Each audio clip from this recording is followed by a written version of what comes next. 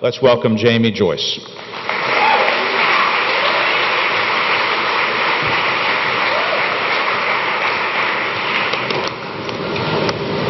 Hey, Mom. A 5-foot, talkative Jewish woman from Greenville, South Carolina, Robin Mitchell Joyce at first glance is not someone you would expect to be riding around at all hours of the night in a souped-up Escalade with a platinum-selling rapper as she complains to him about how low his pants sag. It might come as a shock that despite her eccentricities, like the constant listening to audiobooks through her trademark white iPod headphones, she is asked by renowned avant-garde filmmakers about who to cast in their upcoming movies. My mother, however, has always maintained a certain aspect and a certain element of surprise. My sister, as a young Harpeth Hall freshman, learned this the hard way. Upon one late Saturday night, while my family was walking back to the car in the Green Hills Mall parking lot, she felt that by walking a few paces apart from us, she could convince the oncoming boys that she was in fact not a part of the completely embarrassing family she had somehow found herself in close contact with. My mother, quickly realizing that my poor sister had no reason to be so humiliated, generously decided to give her one, and placed a newly purchased pair of underwear on top of her head, proceeding to dance in circles around our family. Needless to say, my sister was a lucky first-hand recipient of one of my mother's famous last-minute impulses. Although I had been subjected to her abrupt behavior all of my life, it was only as I got older that I realized that her actions were more than just abnormality. They are her entire unspoken philosophy on life, that if you want something and you actually act on it, you will lead a rich and successful life. Her story attests to her philosophy, as it really has been, in actuality, a series of somewhat random impulses that have led her to be the successful mother and lawyer that she is today. A young theater major at the University of Florida, she decided that although her life of touring with her theater troupe, canoeing through the Everglades, and hitchhiking to the beach was fun, there was much more excitement to be had elsewhere, and she decided to graduate a year early with her BFA. Throughout her 20s and early 30s, my mother essentially saw the world on a whim. Wanting to travel overseas but lacking the finance to do so, she took a last-minute job in the galley of a merchant marine ship, cooking meals and living the life of a sailor while getting to see the Caribbean at the same time. Fast forward a few years, and she finds herself in Ithaca, New York, managing her own theater company, working part-time as a dancercise instructor at the YMCA, and bartending on the Cornell campus, a testament to her can-do, take-on-all-comers attitude. While she was there, the bar in which she worked named a drink after her called the Black Mariah, a Bloody Mary so spicy that she was the only one who would order it. Despite the lack of buyers, the drink still remains on the menu today. Finding herself in even weirder circumstances, at another time she raised the funds in order to go cross-country skiing through the Alps in Europe.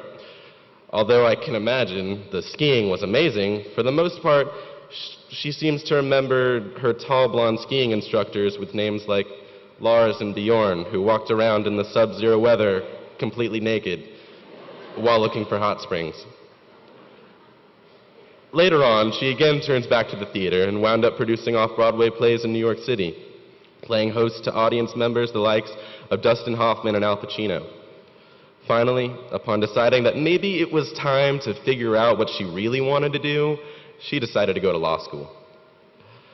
Although shortly after law school, she moved to Nashville, met my father, and started a family, if you think her life of last-minute decisions ends there, you're sorely mistaken.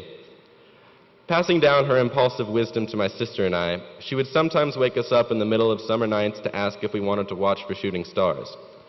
When my sister and I were really young, she would sometimes keep pre-planned trips to the beach a secret so as to really give us the atmosphere of excitement when she would wake us up at 5 a.m. to leave. That my mother is likely to really do anything at any given moment is so engraved in our memories, my sister really should have known better to have an attitude that night at the Green Hills Mall. Now, don't let my tales of my mother's crazy adventures and spontaneity fool you. She is a firm believer that organization is another fundamental key to success, and approaches the handling of her profession and the care of her family with a serious devotion that outweighs any decision she might make. However, she's done a great job of teaching my sister and me that the choices you make can affect the rest of your life, and that one little decision could put you on the boat to the Caribbean or skiing in the Alps within the next 24 hours.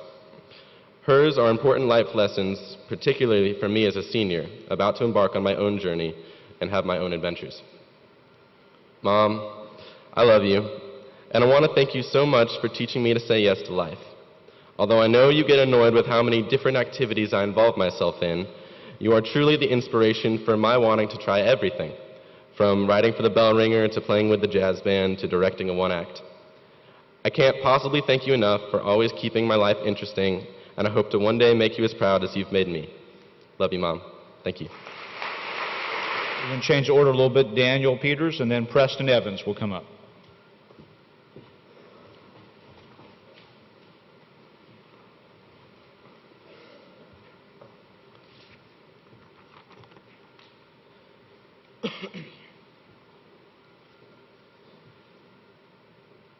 Do you know where my pants are? Is one question that I ask my mom on a regular basis. At least twice a week do I wake up in the morning and wonder where those pantalones might be hiding. I suppose I could find them before going to bed rather than having to seek them out in the morning, but that would just make 6 a.m. a little bit less fun. After rising and having glanced in the general direction of my closet and determined that my khakis aren't there, I gallop downstairs to my mom and tell her, "I can't find my pants!" Of course, this begs her question and response, "Have you looked for them?" "Of course," I reply. "I don't think they're in my closet or in the laundry room." But noticing that I said think instead of no, she inquires, "Are you sure?" "Ah," I think. She caught me. "No," I say. And she tells me to check again. At this point, so early in the morning, I'm exhausted from the quest to find the missing pants, so I decide I should probably take a break and eat some breakfast. So I do. In the next 5 minutes, while I scarf down my breakfast, my mom has prepared 2 lunches for my sisters, folded at least 9,000 loads of laundry, baked a cake, and done some research about how to fix the lawnmower on her computer. "Holy shnikes, Batman," I exclaim to myself.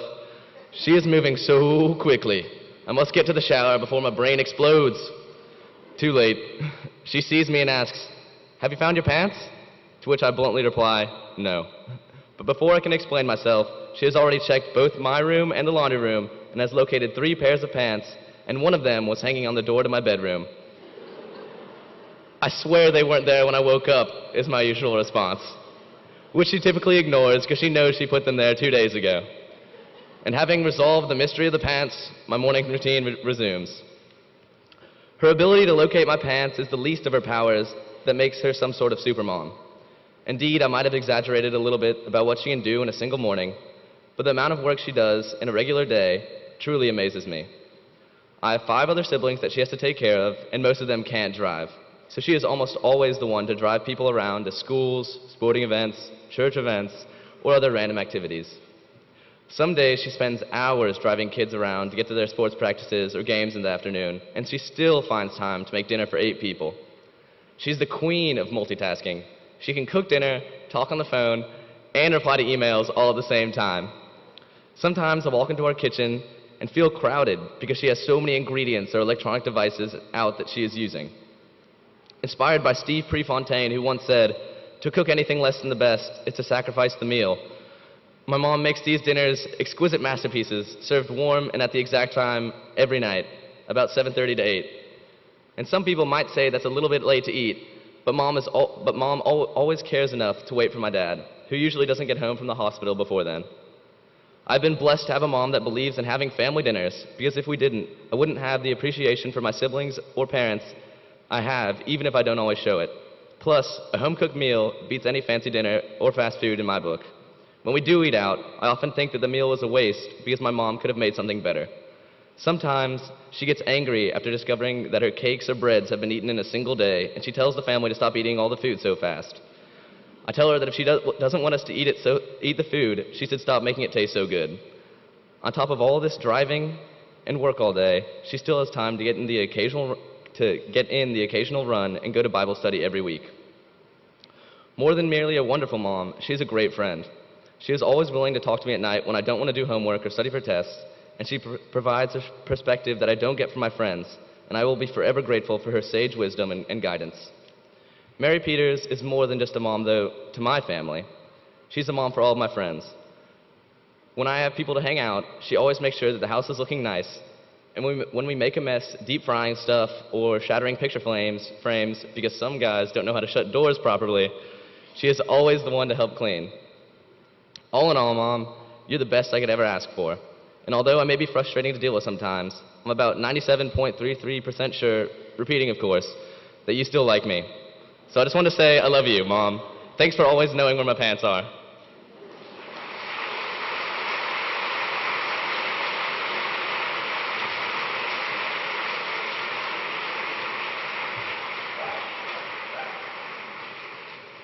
Good morning. I'll try to keep this relatively short.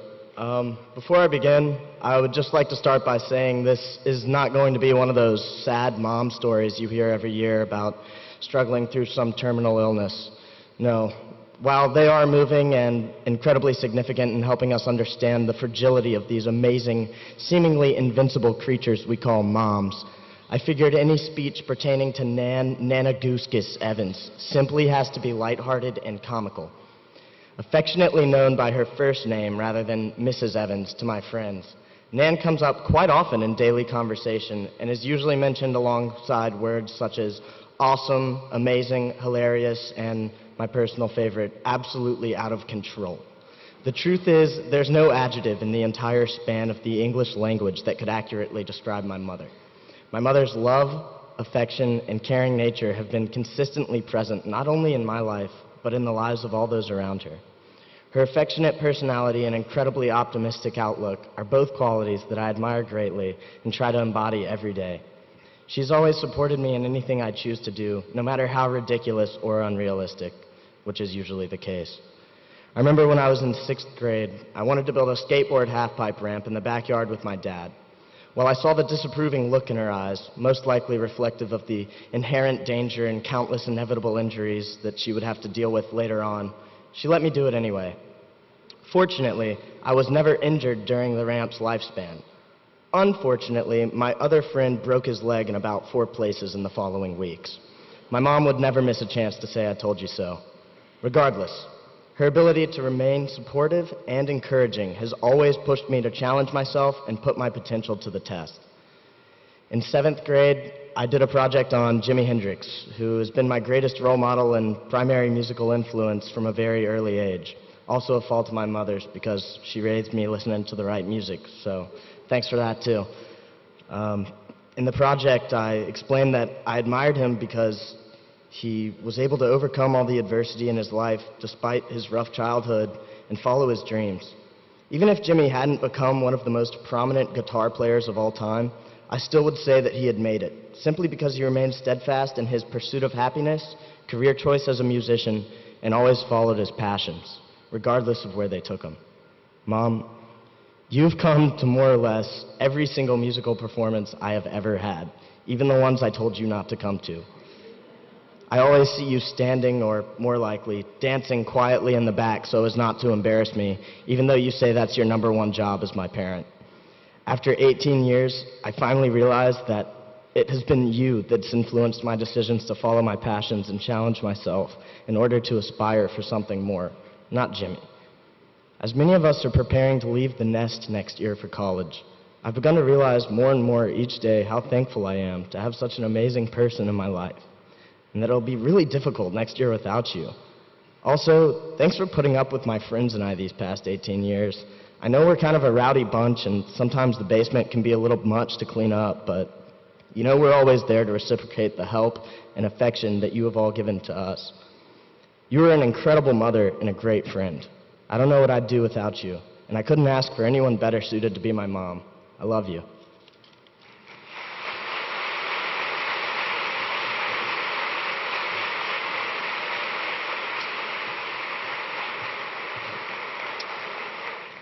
Two seniors, Preston and Andrew, will now come up.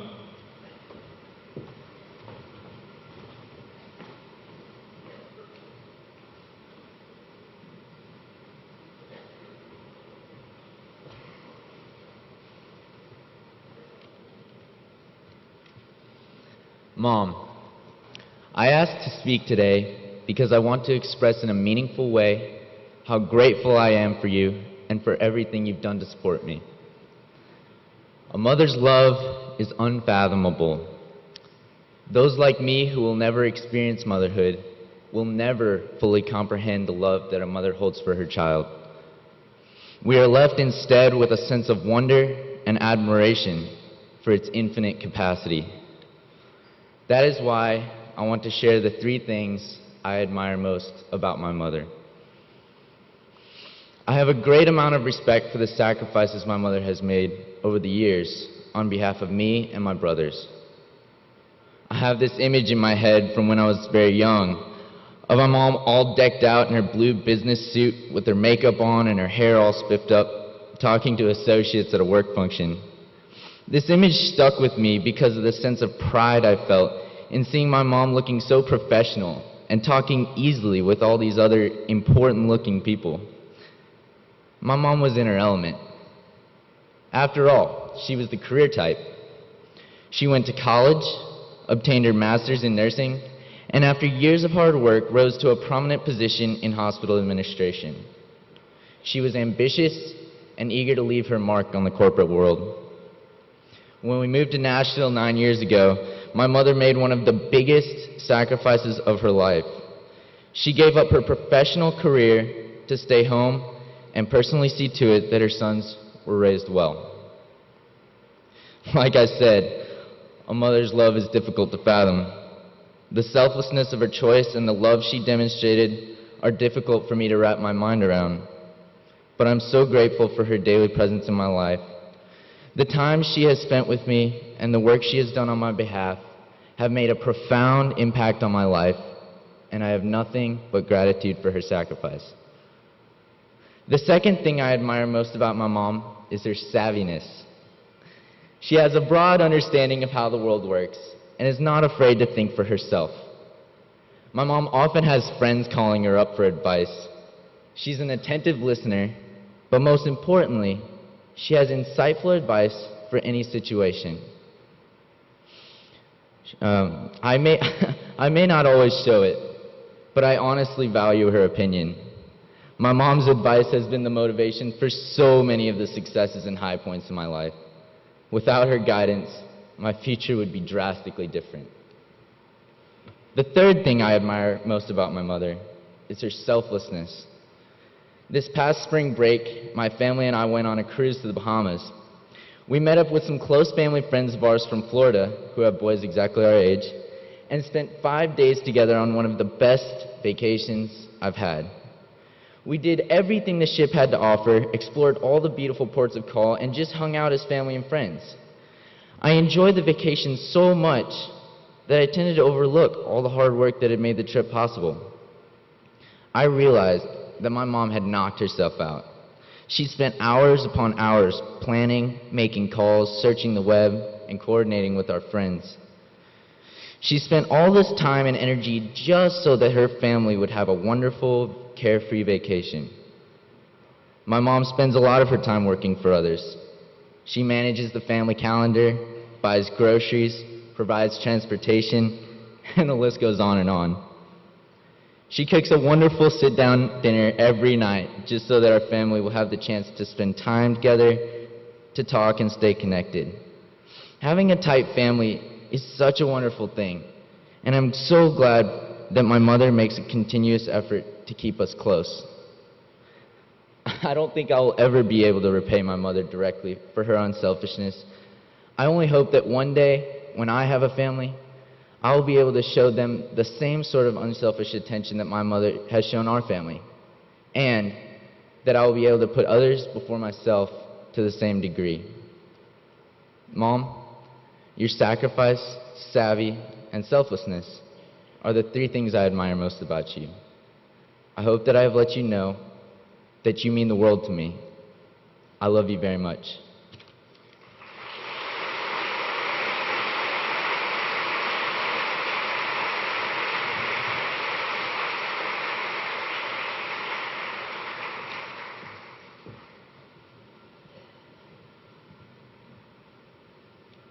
Good morning.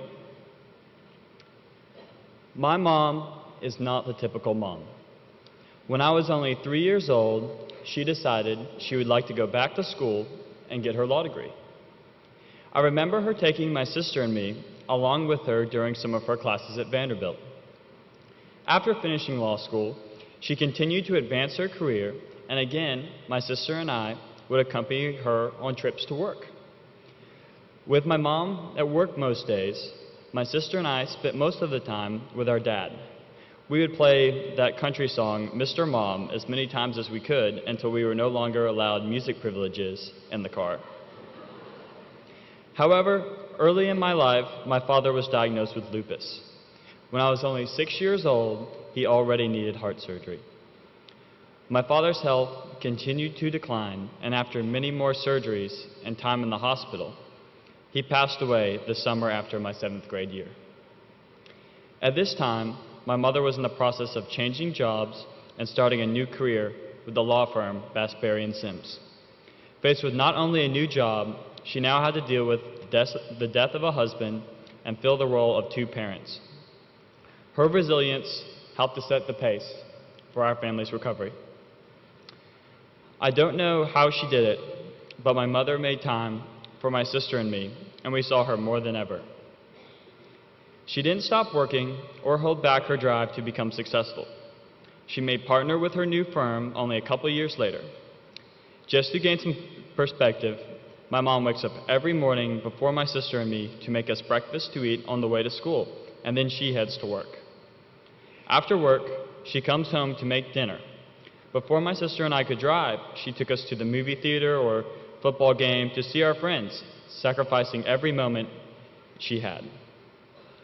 She spent her time off every year to take my sister and me on great vacations to England, Italy, France, where she had shared her love for art and history. These trips were some of the greatest moments I shared with my mom. Her whole life has been devoted to making the lives of my sister and me as great as they can be. The everyday things our moms do for us are the easiest to overlook. I've been guilty of this myself. And looking back over the last few years, I now know it really doesn't take much to remind my mom I appreciate all that she does. I honestly don't even know where she found all the time to take my sister and me to do everything we wanted to do and to continue to advance her career. I even remember one day asking my mom why she worked so hard. She was up too many nights working. Her response was completely selfless. She told me that she did everything for my sister and me, that she just wanted us to be able to do everything we wanted to do, to go to the schools we wanted to go to, and to be able to live the lives we would one day want to live. I can think of no one else I look up to more in my life.